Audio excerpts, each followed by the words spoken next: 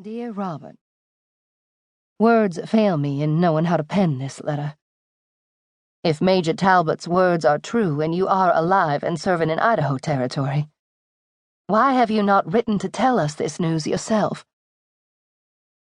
Our resources are quite low.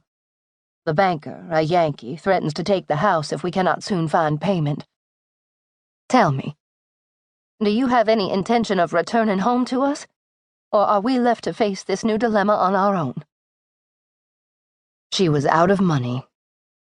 He felt marginally guilty, but wasn't her father one of the wealthiest men in Tennessee? Didn't that old man have some of the finest horses in the South on that large plantation of his? And he would have bet a large sum that not all the slaves had skipped out on old Mr. Wallstone either. He knew that Mimi's sister, Annie B., and her husband Arlen were practically devoted to the old belligerent. If Abigail lost the house, so be it. He wasn't going to feel sorry for her. All he had to do was remember their last conversation to stop feeling sorry for her. It took him several days and drafts to settle on the proper tone in his reply. Repentant, evasive, authoritative, or nonchalant. He finally decided to strike a balance between them all. All but repentant. Repentant was struck from the list. Abigail tightened the string of her hat. You sure you don't want to come with me? Ride out and see Arlen and Annie B.? Mimi wrapped 2 blackberry pies in flour sack cloths and sniffed. I'll just send the pies. Every clop of the horse's hooves on the familiar, hard-packed path to Franklin brought back a memory for Abigail. The late February wind chilled her cheeks, but her heart, under woolen wrappings, was fever-hot. First she stopped at the cabin overlooking the Harpeth River. 3 small children ran out, all smiles and gangly arms. Abigail hugged Annie B. over the bobbing heads and handed her one of the pies.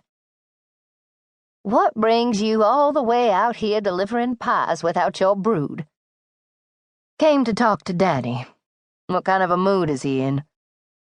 Ornery as ever, according to Arlen. He's up there now breaking the north pasture. It's too early. And another freeze is coming. I can feel it in my bones. But your father wanted it broke. Abigail shook her head and kissed each of the children, then hoisted herself back on the horse and turned toward the big house. Her throat tightened as her eyes swept over the horse trails she once rode with her brothers, trees she'd climbed with Mimi, and the spot on the hill where Robert first kissed her.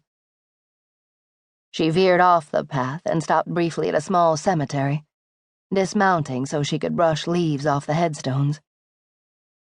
Half of her 34 years had been spent at Wallstone Plantation. Happy years, mostly. But her childhood home had also been seen to some of Abigail's bitterest heartaches. Abigail understood why Mimi hadn't wanted to come with her. Mr. Wallstone, whose outlook had always leaned toward overcast, had become increasingly caustic since Mrs. Wallstone's death. A heavy cloud had settled over the Wallstone house and fields. But Abigail rode through it. She was out of options. Her father stood leaning on a rail of his expansive white porch and watched her approach. That's a sorry horse you've borrowed, he mumbled as she came into earshot. Leo Wallstone had never been one to soften sentiments, not even for Abigail, his only daughter. What brings you out here? He wanted to know as she dismounted and tied her horse to the porch rail. She walked up the steps and kissed his cheek before answering. Mimi baked you a pie. Blackberry. He accepted her kiss but didn't offer one in return.